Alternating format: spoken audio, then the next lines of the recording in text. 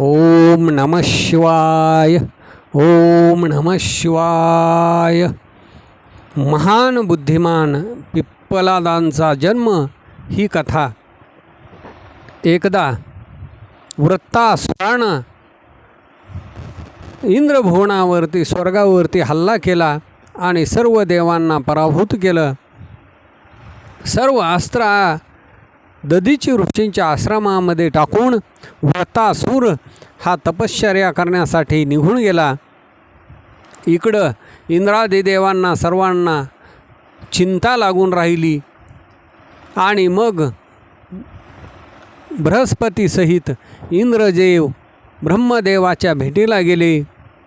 आपलं सर्व गारानं मांडल्यानंतर ब्रह्मदेवाने सांगितलं की तुम्ही आता दधीची मुनींच्याकडं जावा आणि त्यांच्या हाडाची याचना करा. हे ऐकून बृहस्पतींना पुढे घालून इंद्रासहित सर्व देव दधींच्या ऋषींच्या आश्रमामध्ये आले. सर्व देव आलेले पाहून दधीची ऋषींनी आपली पत्नी सुवर्चा हिला आश्रमामध्ये जाण्याची आज्ञा केली. त्यावेळेला सुवर्चा आश्रमामध्ये गेली. सर्व देव आणि इंद्राला येण्याचं कारण दधीची ऋषींनी विचारलं. त्यावेळेला इंद्रानं सांगितलं की वृत्तासुर माजलेला आहे आणि त्या वृत्तासुराला मारण्यासाठी आपल्या हाडांची गरज आहे. हे ऐकून परोपकार हाच परमधर्म आहे असं मानून दधीची ऋषींनी आपलं शरीर त्याच ठिकाणी त्यागलं गेलेलं आहे. लगेच इंद्रानं सुरभिगाईला बोलावलं आणि ऋषींचं शरीर चाटायला लावलं. दधीची ऋषींची हाडं घेऊन जो विश्वकर्मा आहे त्याला अस्त्र बनवायला लावलं. विश्वकर्मानं दधीची ऋषींच्या हाडापासून वज्रास्त्राची निर्मिती केली. तेच वज्रास्त्र घेऊन इंद्राने वृत्तासुरावरती हल्ला चढवला आणि जसं पर्वताचं शिखर तोडावं त्या पद्धतीनं वृत्तासुराचं शिर उडवलं. सर्व देवांना आनंद झाला. फुलांचा वर्षाव करू लागले. मात्र इकडं आश्रमातील काम उरकून ज्या वेळेला दधीची मुनींची पतिव्रता पत्नी सुवर्चा आश्रमाच्या बाहेर आली त्यावेळेला तिनं पाहिलं की आपला पतीही नाही आणि देवही नाहीत. आपल्या पतीचा मृत्यू झालेला आहे हे पाहून तिनं देवांना शाप दिला. इंद्रासहित देवांना ती शाप देऊ लागलेले की तुम्ही अतिशय दुष्ट आहात. आपलं कार्य सिद्ध करण्यासाठी तुम्ही मूर्ख आणि लोभी आहात. त्याच्यामुळं आज मी शाप देते की तुम्ही पशु व्हाल. अशा पद्धतीनं तपस्वी दधीची मुनींच्या सुवर्च्या या पत्नीनं इंद्रादी सर्व देवांना शाप दिला आणि पतिव्रतानं पतिलोकामध्ये जाण्याचा विचार करू लागली.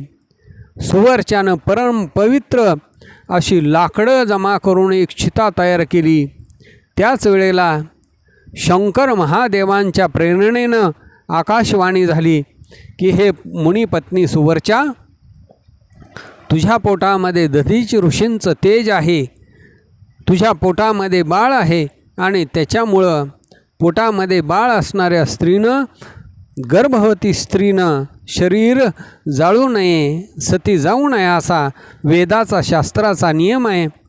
हे त्या मुनिपत्नीनं आकाशवाणी ऐकलेले आहे आणि मग एक दगड घेतलेला आहे आणि दगड घेऊन आपलं पोट फाडलं. त्या पोटातून दधीची ऋषींचा गर्भ बाहेर काढला. परम दिव्य प्रकाशमान 10 दिशेला तेज पसरलं गेलं. असं ते उत्तम तेजस्वी ते बालक तिनं पाहिलेलं आहे आणि तिनं त्याच वेळेला विचार केला की हा प्रत्यक्ष रुद्राचा अवतार महादेव माझ्या पोटी मुनींच्या तपश्चर्येनं दिव्य रूपधारी अवतरला गेलेला आहे. मनामध्ये परमानंद मग्न ती झाली. आणि मग त्याच्यानंतर त्या बालकाला हृदयाच्या ठिकाणी धरलं गेलेलं आहे. आणि पती लोकाची कामना करणारी ती माता सुवरच्या हसून प्रेमपूर्वक आपल्या मुलाला बोलू लागलेली आहे की हे तात, हे परमेश्वरा, तुम्ही आता या पिंपळाच्या झाडाच्या खाली चिरकाळपर्यंत स्थिर राहा. तुम्ही समस्त प्राण्यांच्या सुखासाठी प्रेमपूर्वक तपश्चर्या करा आणि मला पतीच्या बरोबर जाण्याची आज्ञा द्या. मी हे रुद्ररूपधारी तुमचं ध्यान करीन. असं म्हणून मुलाला सांगून समाधिस्थ होऊन ती सुवरच्या कैलासाला शिवलोकाला पोचली गेलेली आहे. आपल्या पतीला भेटून आनंदपूर्वक अशी महादेवांची सेवा करू लागली. इकडे ते बुद्धिमान बालक तपश्चर्या करू लागलेलं आहे. ब्रह्मदेवानी त्या बालकाचं नाव पिप्पलाद असं ठेवलं. देवांनी उत्सव केला गेलेला आहे. आणि त्याच्यानंतर ऐश्वर्यशाली रुद्राचा अवतार, महादेवाचा अवतार पिप्पलाद त्याच पिंपळाच्या झाडाखाली लोकांच्या हिताच्या कामनेसाठी चिरकालपर्यंत तप करू लागले. पिप्पलादाने तपस्या करून पुष्कळ समय व्यतीत केला. त्याच्यानंतर पिप्पलादांनी अनरण्य राजाची कन्या पद्मा हिच्याबरोबर लग्न केलं. तिला 10 पुत्र झाले आणि उग्र अशी तपश्चर्या करणारे ते पुत्र झाले. आपली आई पद्मा आणि पिप्पलाद यांना सुख त्यांनी दिलं. अशा पद्धतीनं महाप्रभू शंकराचा लीलावतार मुनीवर पिप्पलादांनी महान ऐश्वर्यशाली नाना प्रकारच्या लीला केल्या.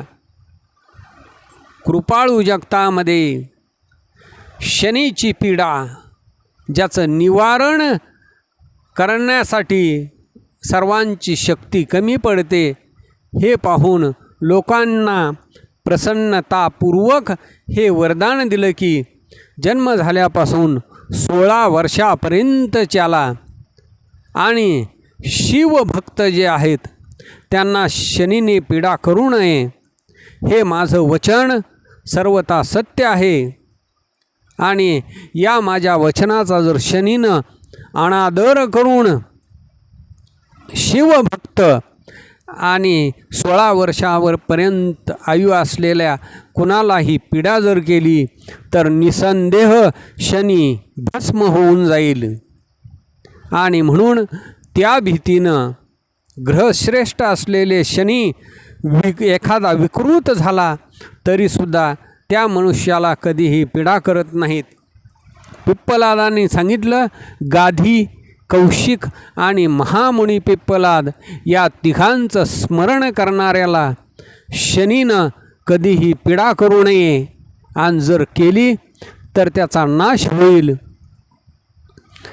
हे मुनी, दधीची परमज्ञानी सत्पुरुषांमध्ये प्रिय तथा महान शिवभक्त होते. धन्य स्वयं आत्मज्ञानी महेश्वर पिप्पलाद नावाचा पुत्र त्यांना झाला. हे आख्यान निर्दोष, स्वर्गप्रद, कुग्रहजनित दोषांचं संहार करणारे आणि संपूर्ण मनोरथ पूर्ण करणारे, शिवभक्तीची विशेष वृद्धी करणारं हे आख्यान आहे.